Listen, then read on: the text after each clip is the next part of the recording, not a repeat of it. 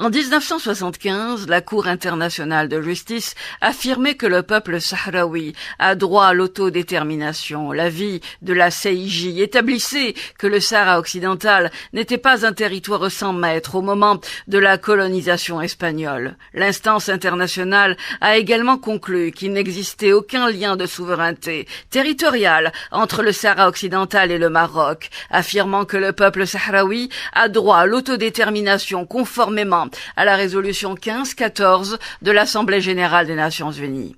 Nous disons cela car il semble que cette question de droit instituée par les Nations unies et la Cour internationale de justice est intentionnellement détournée par des politiques.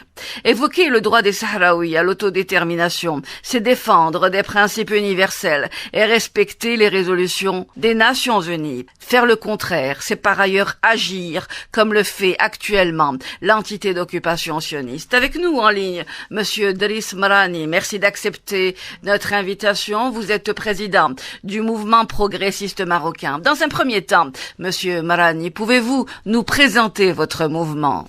Le mouvement progressiste marocain est une organisation politique marocaine qui lutte pour établir une république au Maroc et mettre fin à la monarchie totalitaire au Maroc. Nous sommes également engagés dans la lutte pour libérer notre peuple de toutes les formes d'oppression et pour établir une véritable démocratie qui respecte la volonté populaire. Notre mouvement s'oppose fermement à toute forme d'impérialisme et soutient les justes causes des peuples opprimés, y compris le droit du peuple sahraoui à l'autodétermination. Monsieur Mrani, vous avez condamné la récente position de la France au sujet du Sahara occidental. Pouvez-vous développer les raisons ?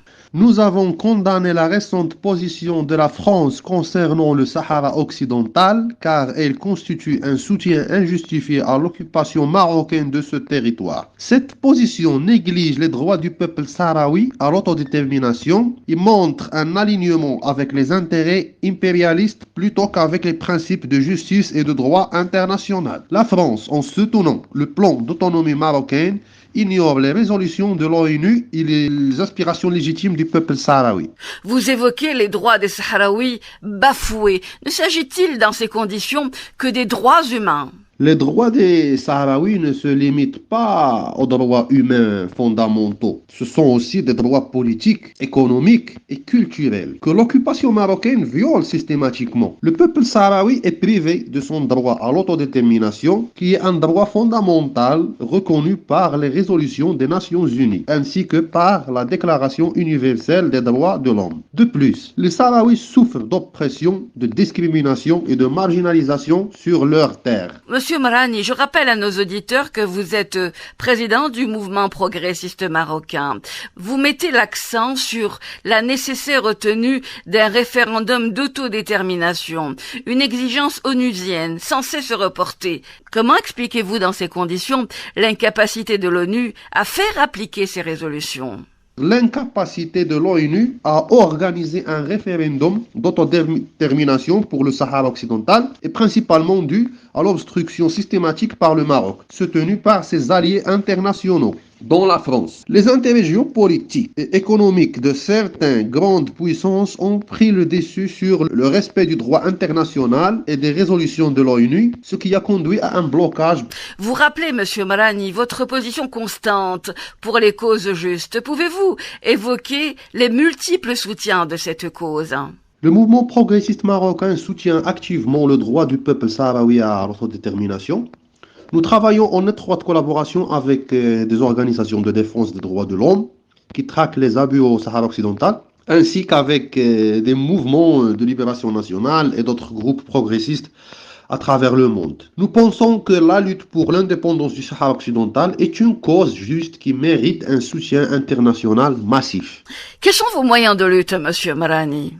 Nos moyens de lutte incluent la sensibilisation, l'éducation populaire, les campagnes médiatiques, la mobilisation des masses et la collaboration avec des organisations internationales. De plus, nous sommes prêts à intensifier nos actions sur le terrain pour résister à l'oppression et soutenir la libération. Comment expliquez-vous par ailleurs les récents alignements, notamment ceux de la France et bien préalablement ceux des États-Unis ? Les alignements récents de la France et des États-Unis en faveur du Maroc peuvent être expliqués par des intérêts économiques et géopolitiques. Ces pays impérialistes veulent plier les richesses des peuples. Le Maroc a utilisé sa position de garde-frontière pour l'Europe dans le contrôle de l'immigration et outre les services fournis par le régime du Mkhzin, comme mercenaires dans les guerres menées par l'impérialisme, par exemple l'agression contre le Yémen. Aussi le soutien logistique à l'entité sioniste dans son génocide contre Gaza pour obtenir du soutien à sa politique coloniale au Sahara occidental. Ces alignements montrent aussi l'abandon des valeurs de justice au profit de transactions et d'intérêts politiques et économiques. Y voyez-vous un marchandage sioniste par ailleurs? Il est probable que les récents accords entre le Maroc et l'Israël soutenus par les États-Unis aient influencé ces alignements. Et ces accords font partie d'un marchandage plus large dans lequel le Maroc échange sa normalisation avec Israël contre un soutien international à ses revendications sur le Sahara occidental. Ce marchandage sioniste est une autre preuve de l'exploitation des luttes des peuples pour des gains géopolitiques. Permettez-moi cette question, monsieur Driss Marani, ce sera ma dernière question. Vous êtes marocain, mais vous soutenez la cause sahraoui. Comment et pourquoi? En tant que Marocains, nous soutenons la cause sahraoui parce que nous croyons en justice, à la liberté et à l'autodétermination pour tous les peuples. Nous rejetons l'occupation et l'oppression sous toutes les formes, y compris celles menées par notre propre gouvernement. Nous pensons que le soutien à la lutte du peuple sahraoui est un devoir moral et politique pour tous ceux qui se battent pour un monde plus juste. La poursuite de l'occupation gâche les opportunités d'intégration régionale au Maghreb. Les coûts élevés dépensés par la monarchie pour poursuivre l'occupation et la colonisation au Sahara occidental, tout cela se fait au détriment de l'agent du développement et de la prospérité du peuple marocain. Monsieur Driss Marani, président du mouvement progressiste marocain, merci d'avoir répondu à nos questions.